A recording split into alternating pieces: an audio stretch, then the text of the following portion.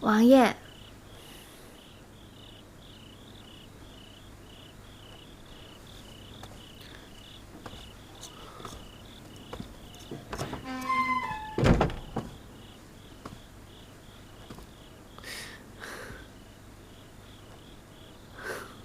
难得看你这么规矩的坐着，还真有些不习惯呢。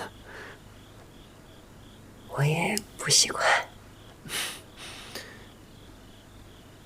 要不，我帮你揭开盖头，让你松泛些。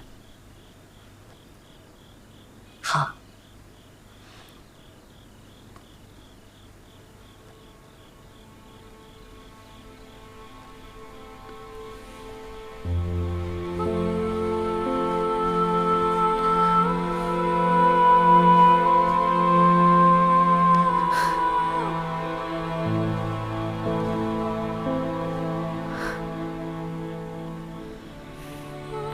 好看，比我想的更好看。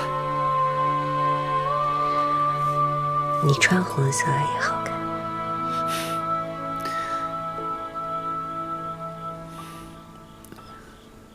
青莹啊，你终于嫁给我了，好像做梦一样。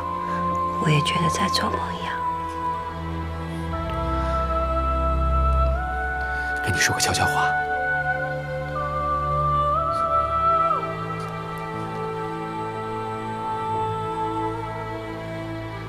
你这样不太好吧？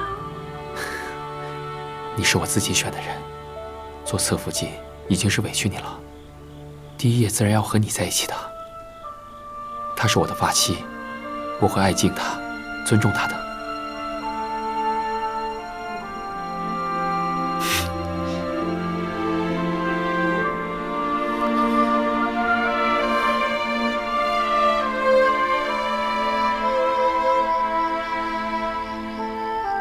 格格，王爷今夜去了侧福晋那里。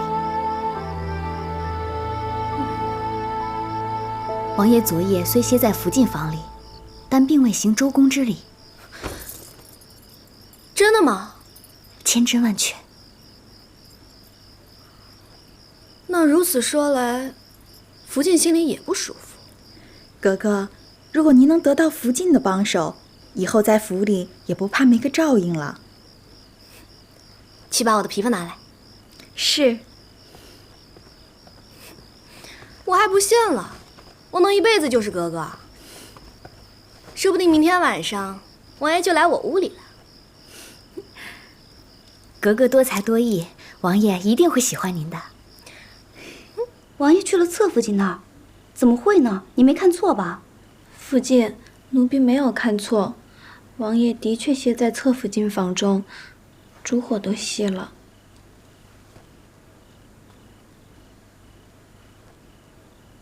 你下去吧。是。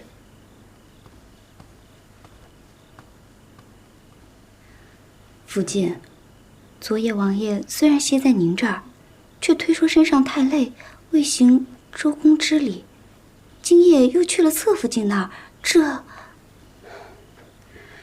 就是侧福晋入府。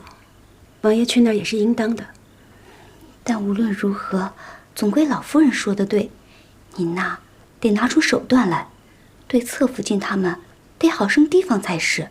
王爷越是喜欢他，我就越得拿出嫡福晋的气度。我得做得更好，比任何人都像一个正妻。王爷无可挑剔，就会觉得只有我才是最适合做嫡福晋的。请福晋安。都坐下吧。谢福晋。册封西苑妹妹为侧福晋的旨意下来了，恭喜岳福晋。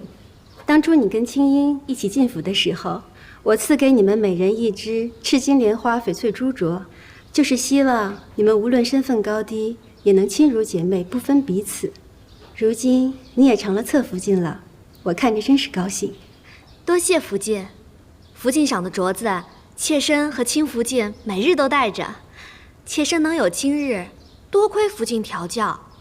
你阿玛一直为皇上尽忠，如今皇上身子不好，王爷帮着理政，你阿玛出力不少，皇上要嘉奖你也是应当的。绿云，你刚生下永璋，还是要仔细着身子。谢福晋关心。这说起来啊，青樱、西月和我是差不多一起进府的。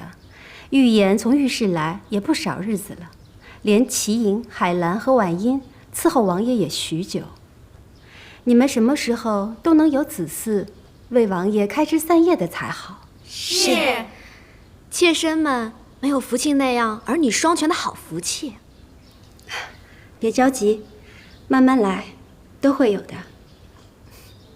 时候不早了，你们也早些回去吧。妾身告退。父亲，小夫亲哥哥，不好了！好好说话，这是怎么了？皇上驾崩了！皇上，王爷呢？王爷接到消息，进宫了。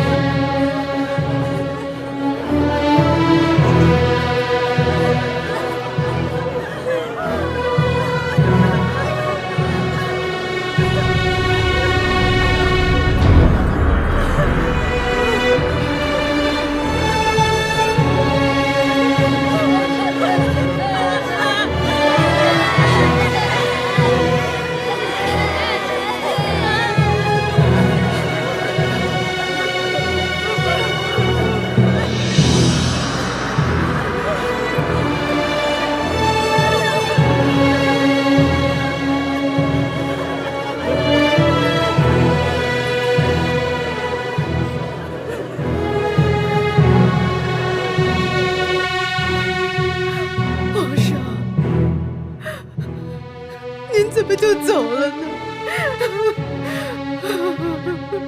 你不让我见你一面，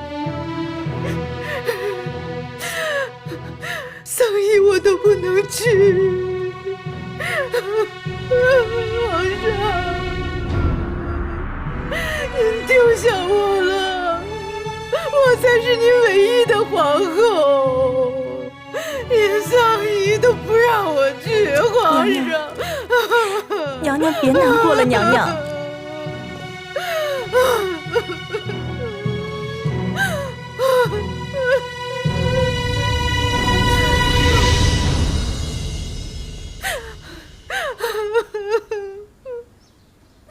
娘娘，先帝驾崩，奴婢倒认为您从这儿出去的唯一机会来了。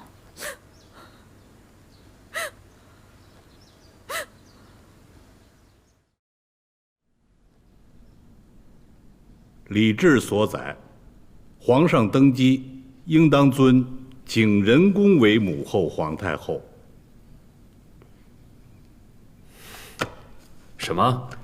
景仁宫乃皇上的嫡母，理应尊为母后皇太后。熹贵妃是皇上的生母，可封为圣母皇太后。祖宗的规矩历代如此，两宫并立也是应当的。皇上，丧仪一毕，东西6宫都要由皇上的嫔妃入住，那景仁宫仍住着大行皇帝的皇后，实在是不合情理。可皇阿玛曾说过，与景仁宫再不相见。所以说，大行皇帝的丧仪，景仁宫可以不出现，但是先帝毕竟不曾废后，丧仪一了，还是要正名分的。皇上，正嫡庶，明尊卑，方可治天下。臣妾考虑看看。那臣等先告退。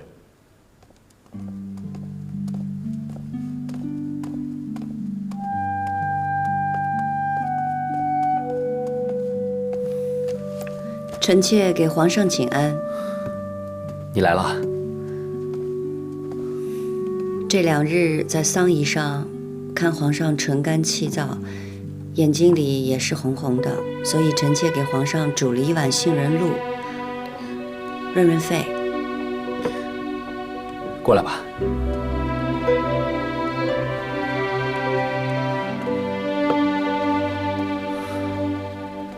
坐。皇上，朕叫你坐你就坐。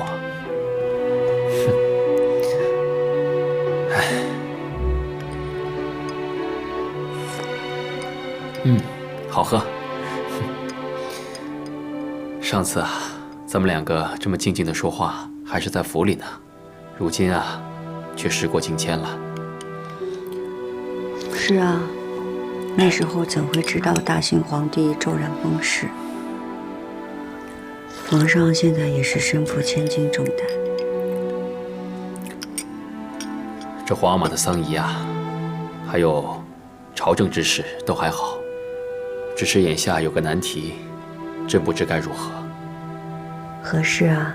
朝臣中有人提议，将你姑母放出景仁宫，尊封母后皇太后。这么多年了，你也希望你姑母出来吧？臣妾自然是希望姑母可以解了禁足，安享晚年，臣妾也可以尽一份孝心。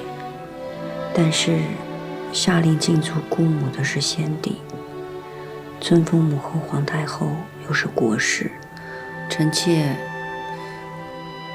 也不便说什么吧。朕也是想着，皇阿玛生前说过，与景仁宫死生不复相见，所以朕的心里啊，很是难为。可朕又想，要是放你姑母出来，恢复了尊荣，你的背后也可有个倚仗，也可过得畅一些。皇上为姑母和臣妾思虑，臣妾万分感激。只是皇上也不必过分担心，事情总有解决的法子。如若艰难，皇上也不用太为难自己。朕知道了。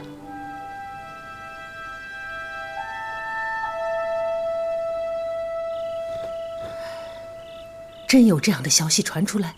是，奴亲大人一得消息就递话进来，让告诉您知道。大行皇帝没留下任何处置景仁宫，这麻烦就来了。说是张廷玉大人先向皇上提议的，又有几位大臣陆续附议。张廷玉这老家伙，从来就把祖宗规矩、嫡庶尊卑看得比命还大。他要尊母后皇太后，那是防着哀家呢。张大人心里只有规矩，未必是存心跟您作对。哀家还能不知道那帮老家伙？后宫势弱，前朝那帮老臣在皇帝跟前就会更有分量。可朝廷里也不是只有张廷玉一个人会说话。傅家，你去回话给讷亲，他知道该怎么做。是。太后，这事儿不是皇上说了算吗？您直接跟皇上说，您不愿意不就成了？当年选福晋，皇帝就没跟哀家一条心。如今这件事，咱们先别说话。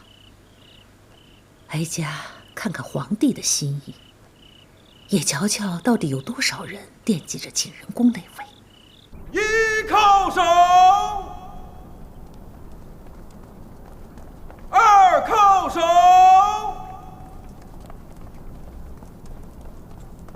三靠手，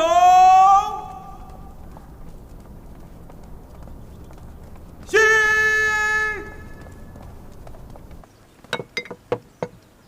皇额娘，今日的膳食是儿臣等各自进献的，请皇额娘尝尝。太后，是否先饮汤？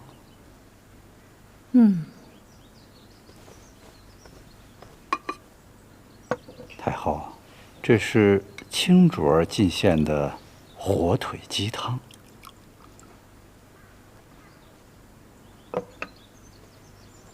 好好的鸡汤，用味儿重的火腿相佐，喧宾夺主。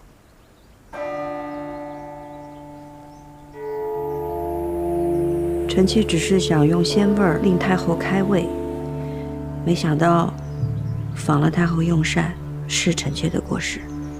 两样东西炖一块儿，分了高低主次才好。想要并重，反而坏了味道。臣妾知错。看来这两样东西不能并重。太后，臣妾下回给您炖清鸡汤喝。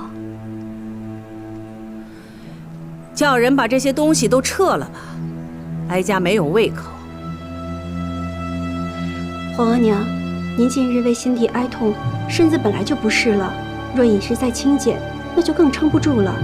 您好歹还是禁一些吧。太后好不容易进些晚膳，却被青音姐姐败了胃口。今日下午还有好几个时辰的哀仪，青音姐姐是想让太后饿着身子熬在那儿吗？臣妾有失，甘愿受罚，还愿太后顾及凤体，多进一些吧。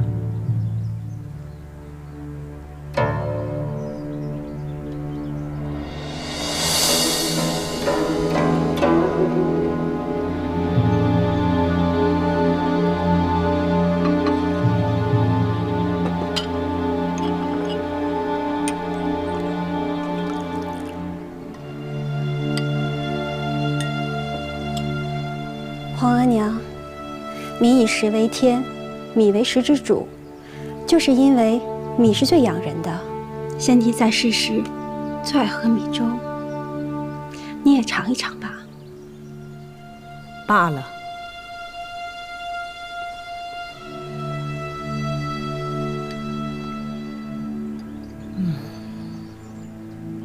说来呀，这一饮一食能有多大讲究？无非是审时度势，不要自作聪明罢了。儿臣明白。起来吧。臣妾谢太后。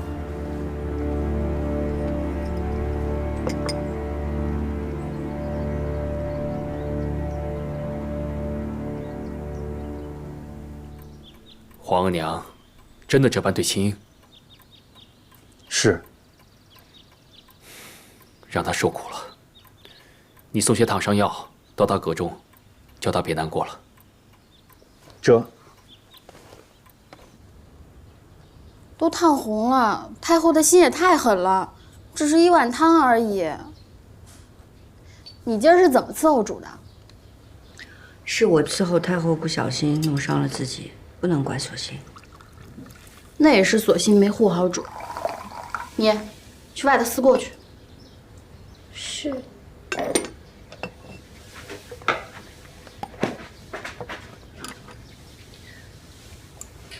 阿若，索性是前邸里从了新字辈的大丫头，你说话也得留意些，别总是颐指气使的。奴婢不过是觉着索性不是咱们府里陪嫁来的，没有那么亲近。你和索性都是跟着我的，往后在宫里过日子，你们两个若不好好相处，日子怎么过？你这脾气是得改一改。可奴婢就是这么个心直口快的性子，太后今儿有点太欺负人了。不过皇上心里是疼您的，这不急急就让李公公送了烫伤药来。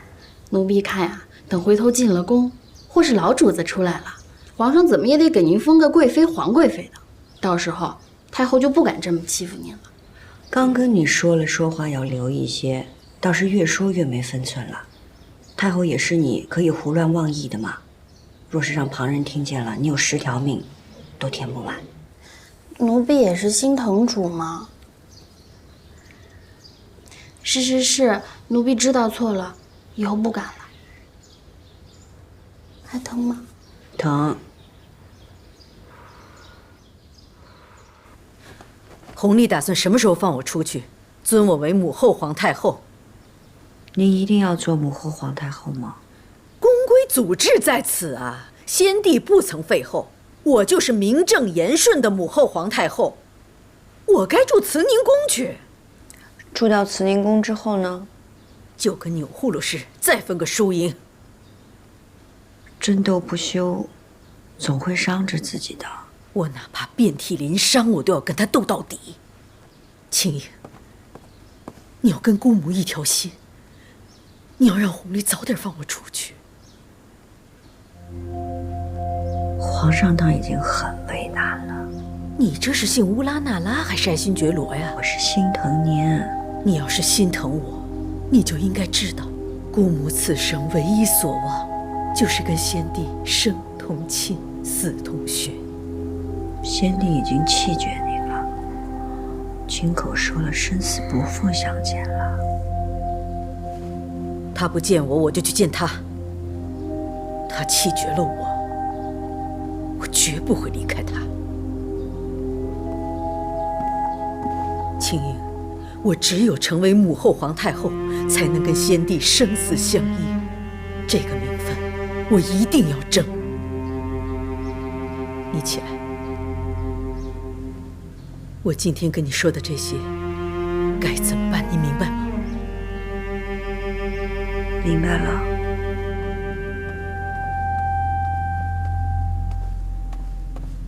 皇上，金主儿来了。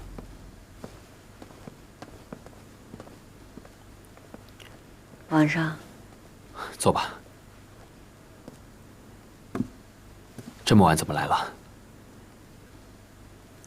臣妾知道皇上一定还在为姑母的事烦忧。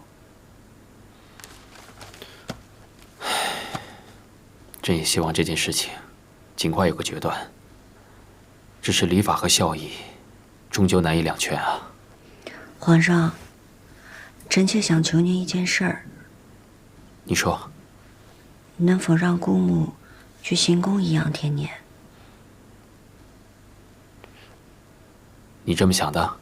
如果您以太后的身份在行宫供养姑母，哪怕暂时不要给她名分，您对那些尊嫡的人也可以有所回应。然而对那些阻挠姑母尊封为母后皇太后的人，他们看姑母离开了紫禁城，又未被尊封，想来他们也不会说什么了。至于太后那儿，臣妾也想过了。若两宫太后在紫禁城并立，这2位老人家争执了一辈子，日后也难免两相里不容，后宫不宁，皇上也烦忧。不如让姑母去行宫安养天年，避开太后也是好的。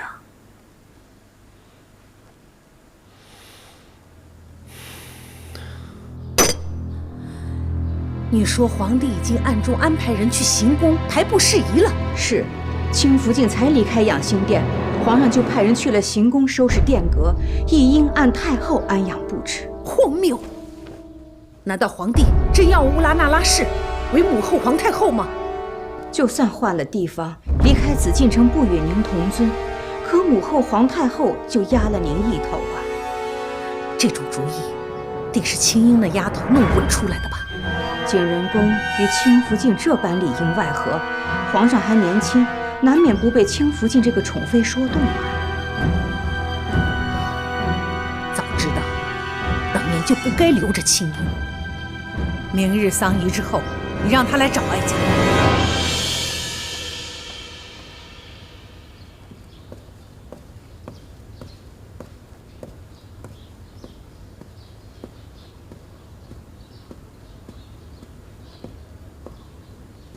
臣妾给太后请安。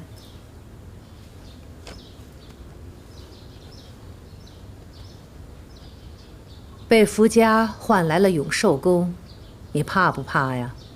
被太后召唤，臣妾怕的是侍奉不周，未能替皇上尽一份孝心。你的孝心都进去了景仁宫吧？太后，请恕臣妾冒昧。景仁宫是臣妾的至亲，臣妾不能不去看望他。就是去看看。臣妾也求了皇上，让姑母去行宫颐养天年。痴心妄想！你是觉得，你如今可以仗着皇帝对你的那点情分，来压哀家了吗？太后，臣妾没有这个意思。臣妾只希望姑母能安安生生地活下去。安安生生？没有名分，你姑母会安安生生地走出景仁宫，去到行宫？乌拉那拉氏有你这个希望在，你觉得你姑母会安安生生吗？你要你姑母活，可以。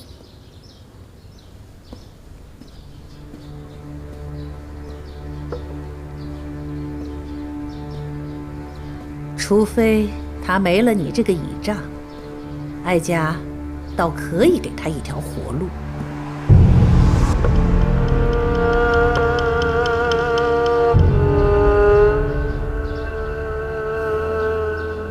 如今正是先帝丧仪，丧仪过后，你自寻了断。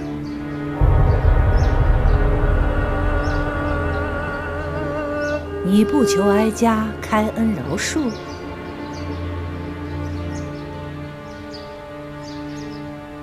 太后发落赐死，自然主意已定。臣妾知道求也无用。你要不死，也不是没有办法。哀家可以给你一条路选。乌拉那拉氏，有你姑母，便没有你；有你，便没有你姑母。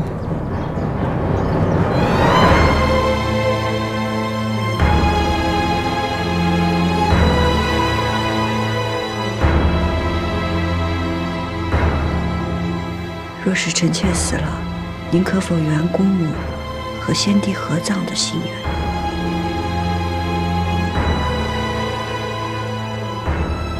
你倒真有孝心。只要他在行宫安分养老，哀家许他和先帝合葬，只是没有名分罢了。多谢太后。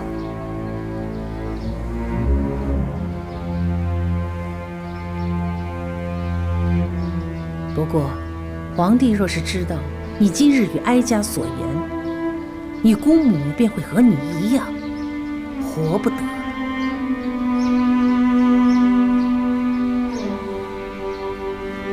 臣妾明白，多谢太后。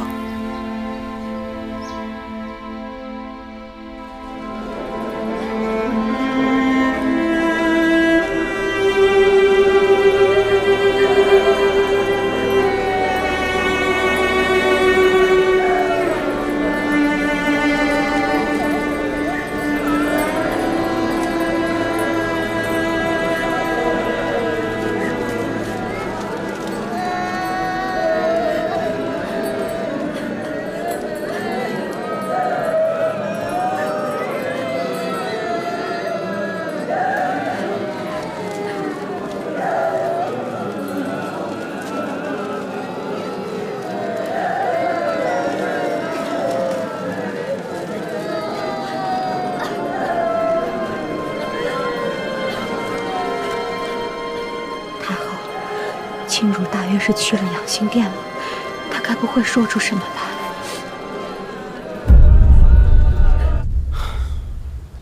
景仁宫的事情呢，朕已经安排的差不多了。只是没想到风声传了出去，朕呢，还得要顾及皇娘的心意。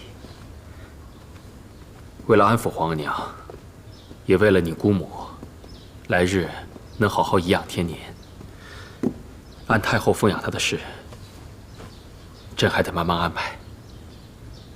皇上的难处，臣妾都明白。臣妾是替姑母难过。你放心，朕会将景仁宫移至圣经旧宫，好好安养。在这件事情上，他只是缺了一个名分罢了。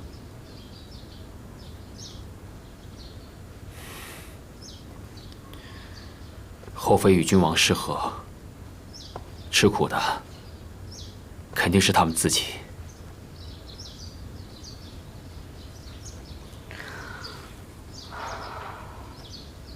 还请皇上顾怜姑母，不要让她在圣经旧宫吃苦。瞧你这话说的，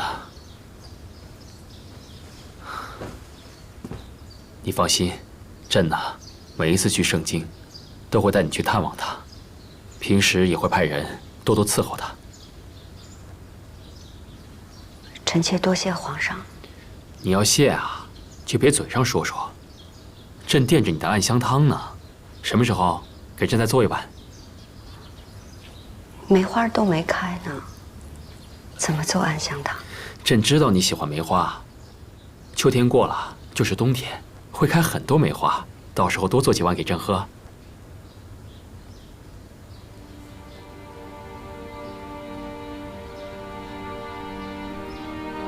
你不答应朕啊？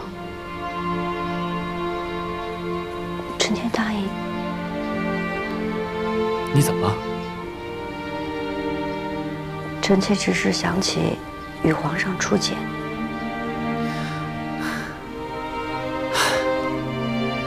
当日咱们一起听了一出墙头马上。墙头马上遥相顾，一见知君即断肠。朕记得，景，你和朕是年少情谊，虽然没有成为嫡福晋，但你和朕的情谊是谁也比不了的，知道吗？臣妾明白。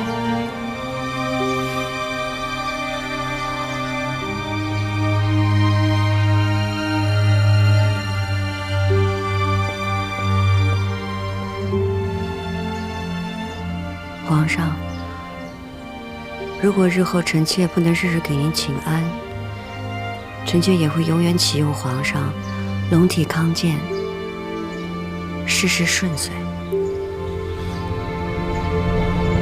这是干什么？快起来，快起来！来，你这个是怎么了？啊？不过朕也明白你姑母之事。一个女人为了名分，一生悲苦。朕明白你，朕和你一样怜悯你姑母。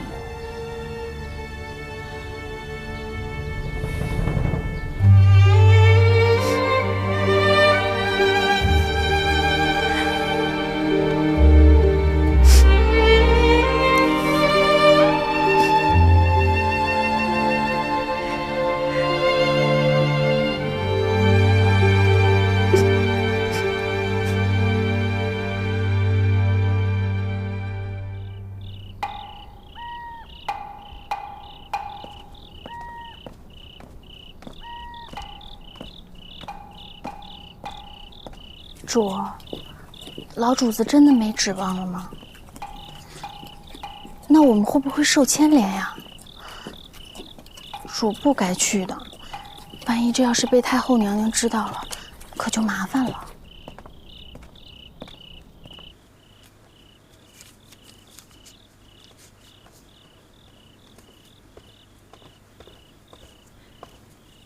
太后怎么还做这些？先帝的丧仪将毕，不用再烧纸锭了。先帝灵前那些，都是哀家亲手做的。如今这手闲不住，你说这是烧给景仁公好呢，还是给他侄女呢？亲主是晚辈，哪里配得上您亲手做的东西？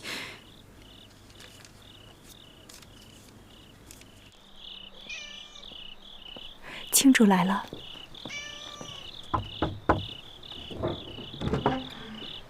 您快着点儿。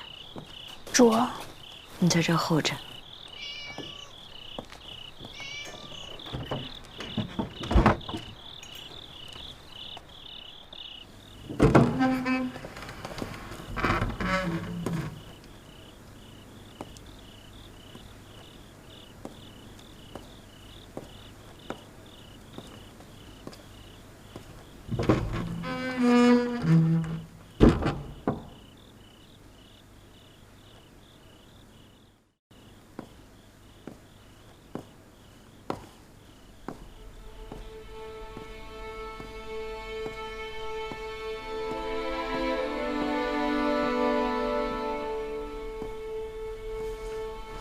姑母，起来吧，我正要传你呢。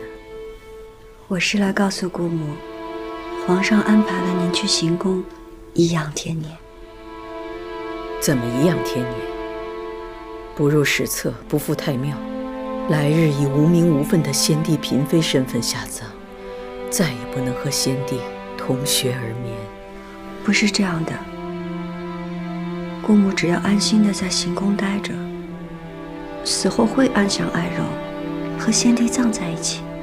这个安排，你是有什么代价换来的呀？皇上疼惜我呀，才有这样的安排。没有钮祜禄氏的授意，皇上会答应你吗？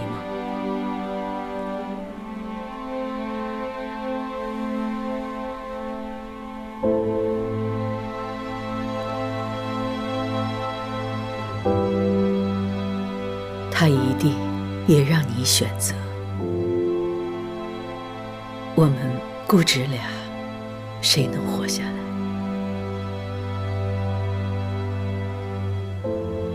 太后也来找您了。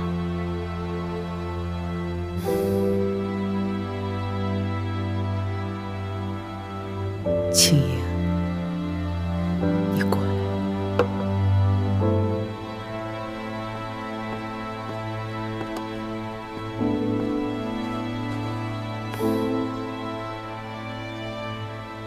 姑母知道你的性子，你必然会护着我，你会舍去自己的性命，保住我的名分。可是钮祜禄氏从来就是要我死，你死了有什么用？再说你死了，你心爱的弘历会放过我吗？啊，会让我翻身吗？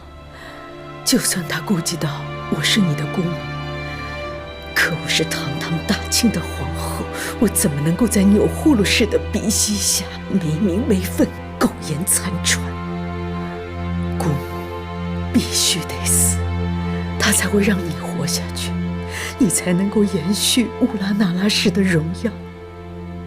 姑母，你已经有了皇上的眷顾，你是乌拉那拉氏唯一的指望，你要得宠，你要做皇后。可是姑母，我从未妄求皇后之位，我只想跟皇上恩爱长久。你心里有弘历对吧？难道不想跟他生同寝，死同穴吗？你只有成了他的皇后，才能跟他生死不离呀。可是富察氏是一个好福晋，她将来也会是一个好皇后。庸庸碌碌，没有心气，乌拉那拉氏怎么就出了你这样一个女子？姑母，姑母，你怎么了？佛上，佛上。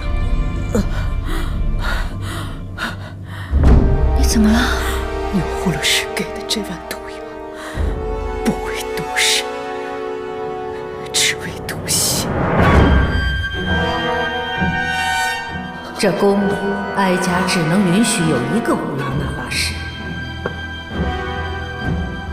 这也是哀家最大的宽容。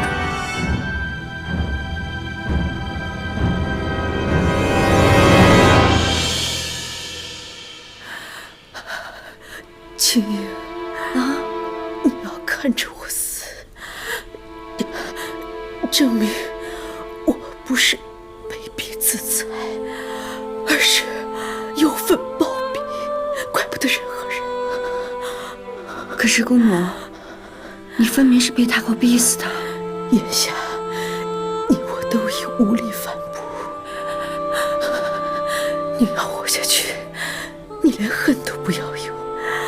你不仅要让有护鲁氏不杀你，还要让他成为你的助理。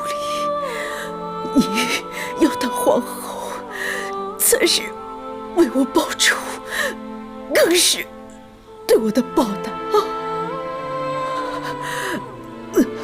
你比我幸运，你已经有皇上的宠爱，千万不要像公母这样成为一个弃妇。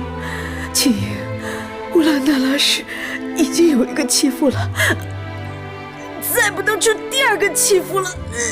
姑母，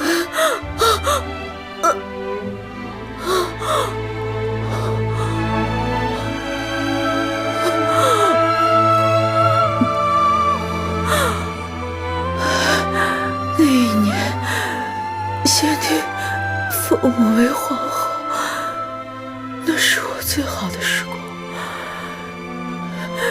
是一个殊荣。我爱的人也没有离开我。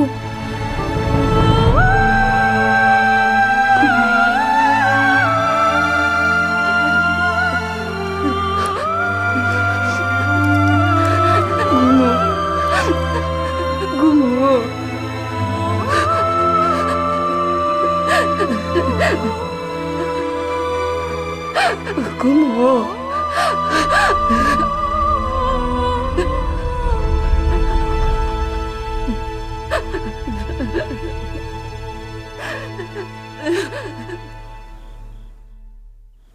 我去的时候，景仁公已经死了，出来的是青竹儿。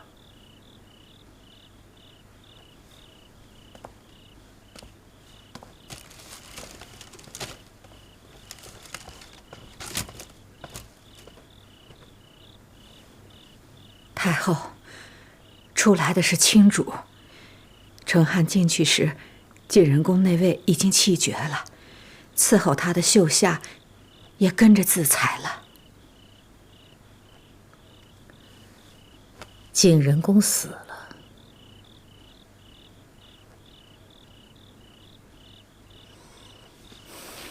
那青英，暂时让他活着吧。那景仁宫那位，是不是密不发丧？哀家明日去见皇帝，与他商议。回皇上的话，待丧仪一毕，太后将迁居慈宁宫，太妃们迁居寿康宫，东西六宫会立刻拾掇出来，供嫔妃们居住。回禀皇上，景仁公过身了。什么？是青主儿所言，报的是暴毙。真是暴毙。青主儿是亲眼瞧着景仁公过身的。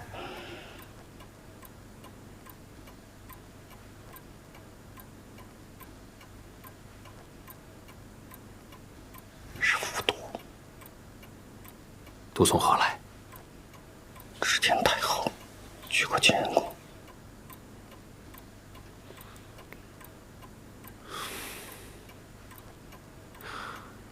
让人去照顾景仁公的身后事。今儿个夜深了，明天一早，请青卓过来。这。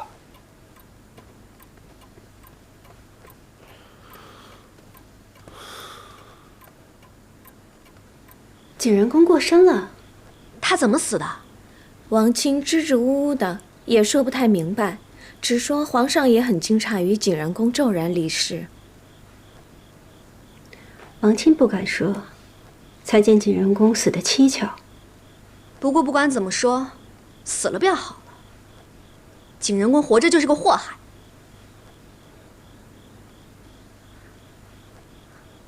啊，天色也不早了，姐姐这些日子也乏了，妾身就先行告退了。莲心，送侧福晋。是。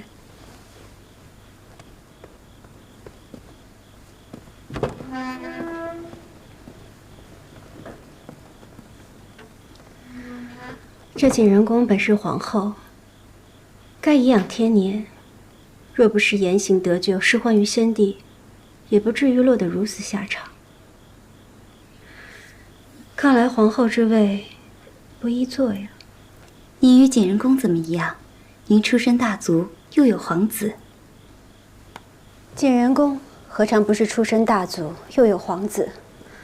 只是皇子早夭，宠妃当权，才知太后一味易主，潦倒丧命，身后连史书都不得记载，仿若是一粒不曾存在的尘埃。无论皇上怎么想，只要将来娘娘稳坐皇后之位，咱们的22个平安长大就好。皇上嘛，难免有宠爱之人，只盼他们先别生下皇子才好。若是嫡子长成，宠妃们再生下庶子，也就不怕了。皇上，慈宁宫历来为太后所居，既是太后所居，必得郑重待之。传朕旨意，精修慈宁宫，以供太后颐养天年。既有精修，慈宁宫一时就住不得人，那太后可以暂住寿康宫。让太后和太妃们同住，这也太窄巴了点儿。皇上小心外太后，奴才立刻去办。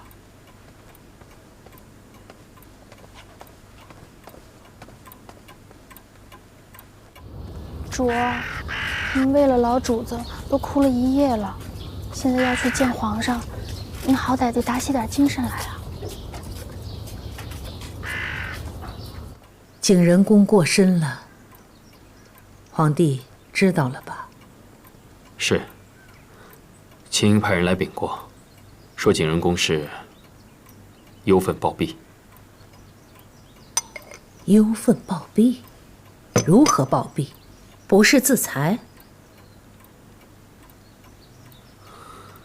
秦英是景仁公的侄女，所言应该不虚。那无论如何，景仁公身份尴尬，他的丧仪，皇帝打算如何处置啊？虽无尊封，但先帝到底是未曾废后，景仁公又因为皇阿玛驾崩而伤心暴毙，儿子打算以皇后之礼将其安葬。既无尊封，就不能以皇后之礼下葬，也不能与先帝同葬，才是先帝所言的死生不复相见。皇上，郑廷玉求见。让他进来。这。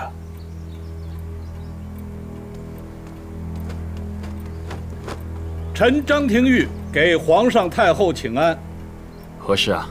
皇上，臣闻听景仁公暴毙崩逝，特来觐见皇上。后宫之事，前朝之臣也要来干涉吗？启禀太后，后宫之事，外臣本不该干涉。然而，景仁公是否尊封，已得朝野关注，已属国事。既然是国事，臣就不得不问。尊封之事，尘埃落定，景仁公已暴毙，事情已了。尊封之事才出，景仁公便暴毙身亡。皇上，其中曲折实在是令人遐思，臣请皇上一定要细查此事。历来帝王驾崩，后宫总有人伤心离世。景仁公过世，有什么可遐思的？但是这次过身的毕竟是大清曾经的皇后，哪怕先帝与景仁公多年不睦，哪怕先帝曾言此生不复相见，就算是没了尊位，景仁公也不该不明不白的暴毙呀！怎么叫不明不白？张大人此言难道是对哀家有疑？总还有张大人愿意为老主子说话。张大人最重朕痛。皇者又是素来与太后不睦之人，彻查此事。臣妾乌拉那拉氏求见皇上。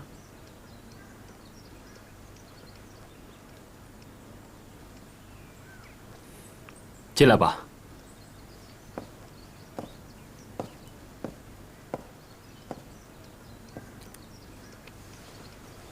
臣妾给太后、皇上请安。起来吧。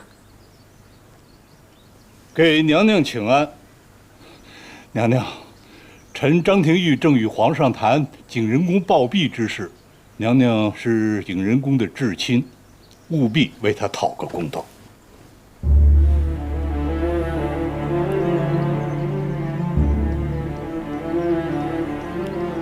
青英啊，景仁公和皇额娘都是你的至亲长辈，你出言必得谨慎。是。张大人，我因姑母去世，悲痛万分。可公道二字，却不知道张大人从何提起。姑母进足景仁宫，悲愤交加，暴病多年。因先帝驾崩，姑母过分忧心，而居然离世。当时我侍奉在榻前，亲眼看着姑母驾鹤西去的。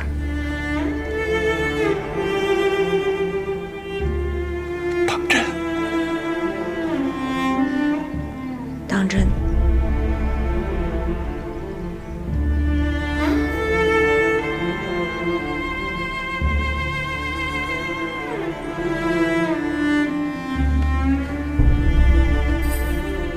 太后、皇上，姑母过身，确是因为太在意和先帝的情分。若有任何流言蜚语，臣妾应该出面平息，好让姑母走得体体面面，安心身后事。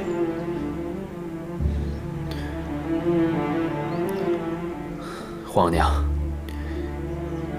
那景仁宫的丧仪，还是得办得体面些。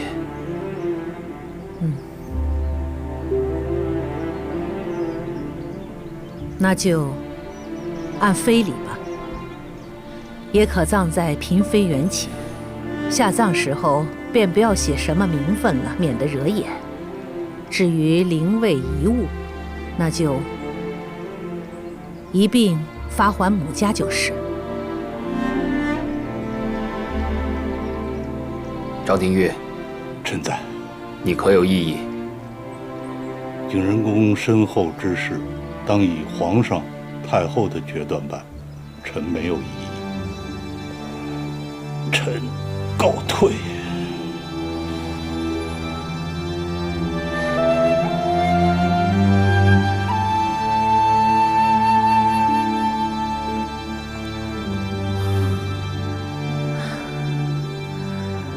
皇帝国事繁忙，哀家回去了。儿子恭送皇额娘。恭送太后。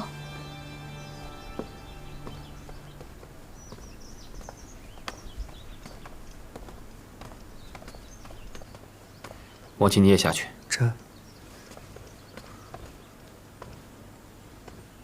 青英，此刻只有你与朕，你告诉朕，景仁公是怎么过身的？皇上。臣妾方才说的都是真的。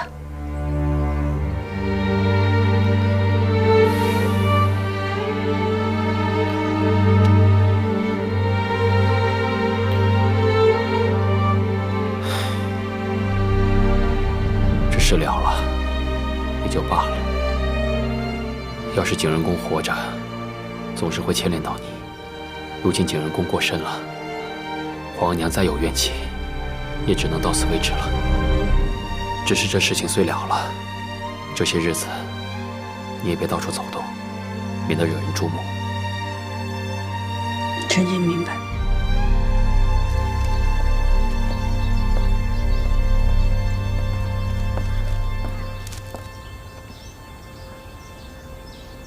太后，您放心，青主也是个聪明人。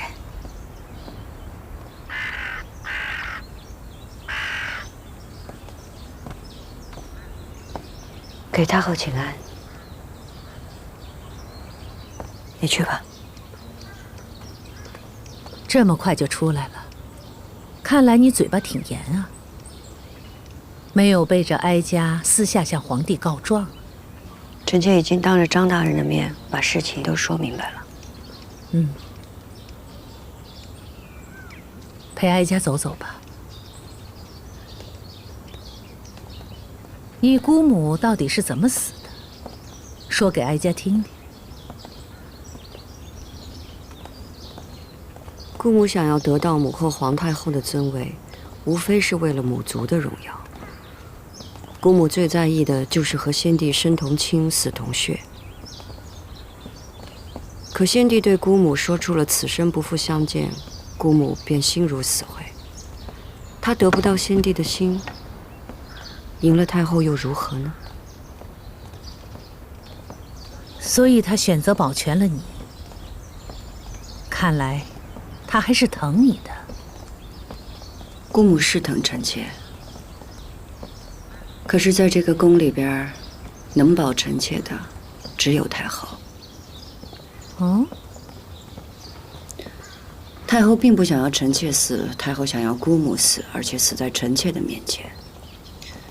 若是有人对姑母的死有猜测，由臣妾这个亲侄女的嘴里为您分说，便没有人敢污了太后的清誉。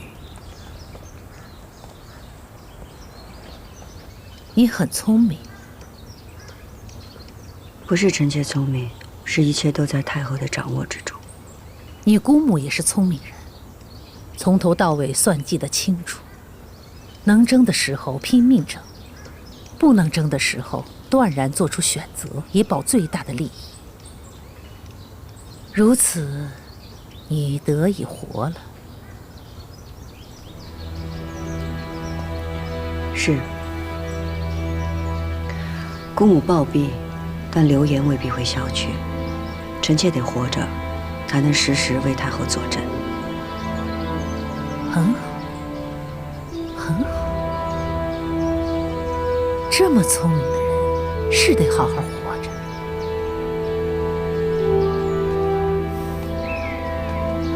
谢太后。主儿。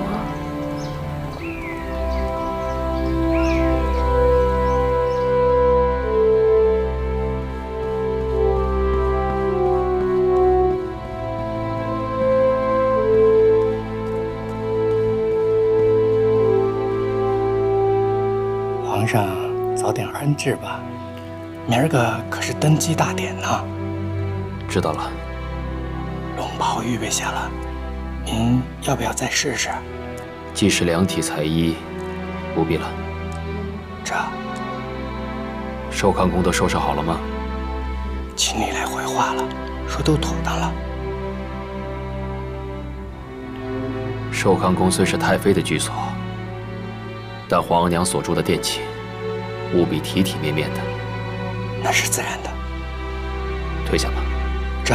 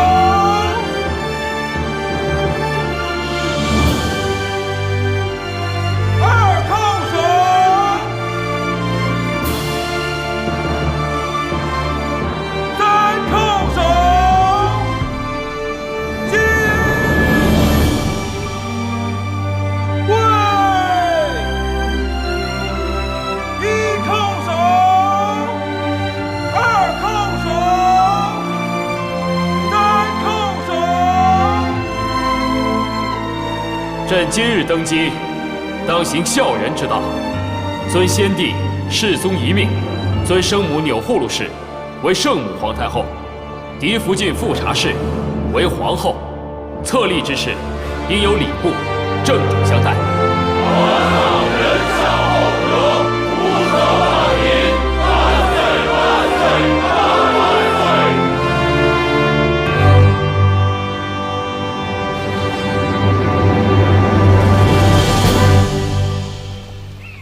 早晚当点儿。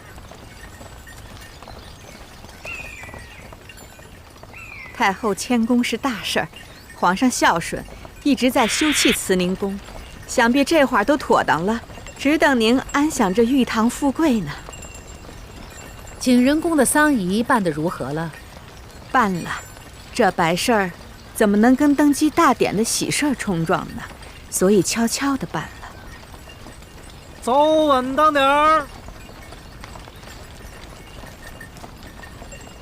走稳着点儿，停，落轿。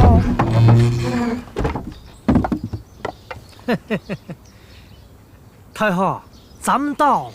怎么是寿康宫？历代太后所居不都是慈宁宫吗？回太后的话，慈宁宫奉旨休葺，暂时还不能住进去。寿康宫是太妃们住的地方，难道让太后和太妃们挤在一起吗？是，所以皇上特意吩咐了，太后暂居的正殿，那布置的是妥妥当当的，一点不比慈宁宫差。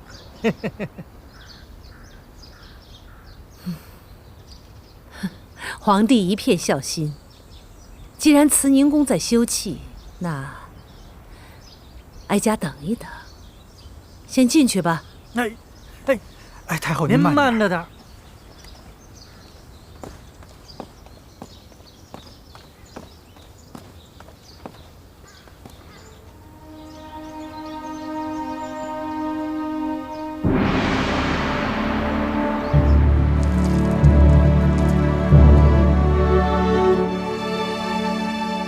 儿臣给皇额娘请安。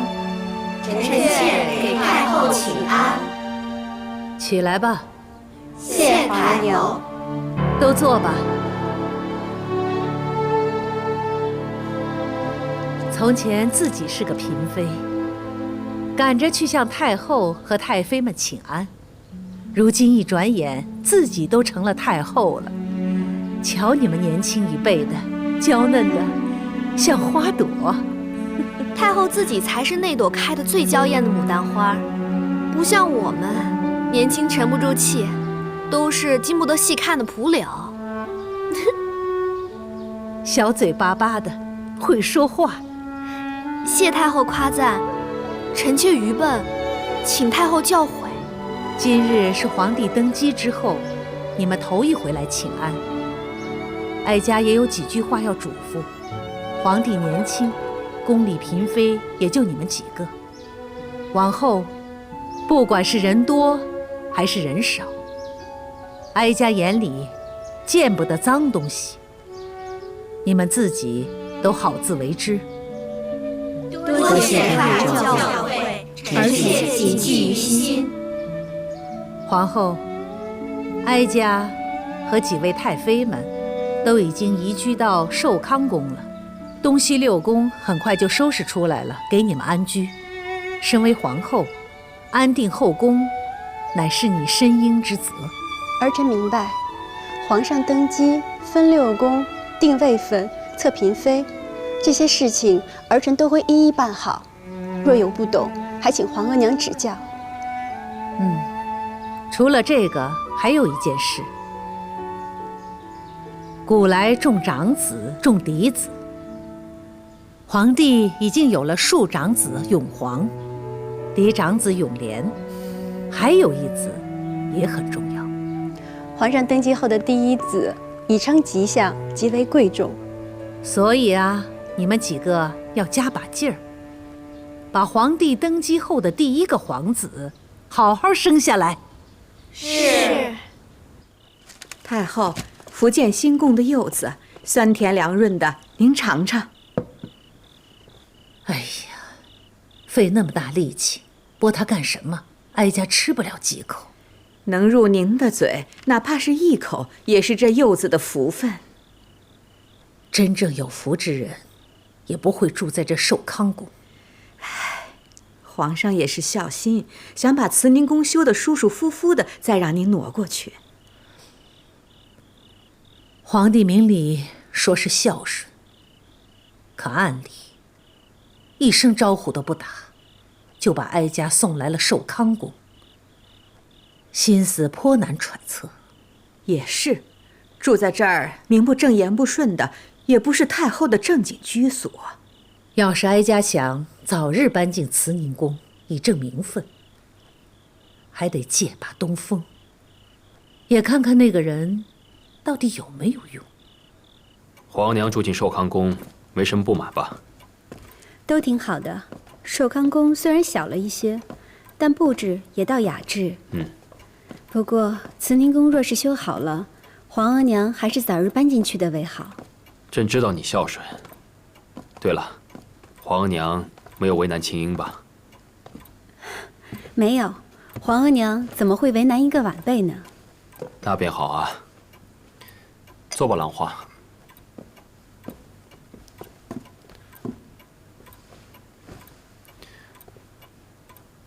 兰花，你可知这养心殿为何以养心为名吗？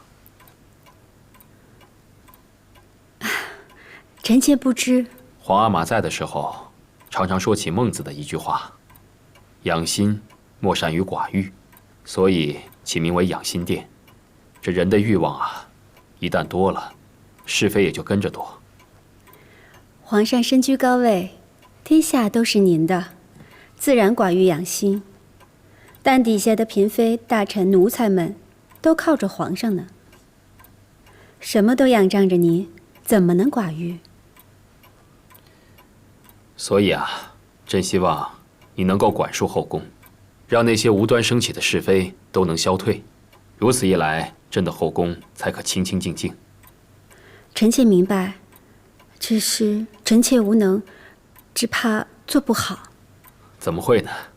你贤惠大度，只要用心做，怎么会做不好？再说了，若是有什么不懂的地方，也可多多请教皇额娘。皇上对臣妾的期许，臣妾都记在心里，绝不敢忘。好。皇上，你也累了一天了，早些安置吧。皇后也早些歇息。臣妾告退。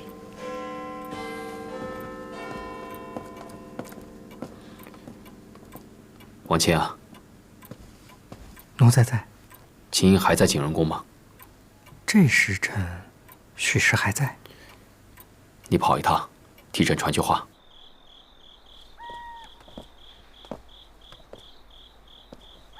给金主儿请安。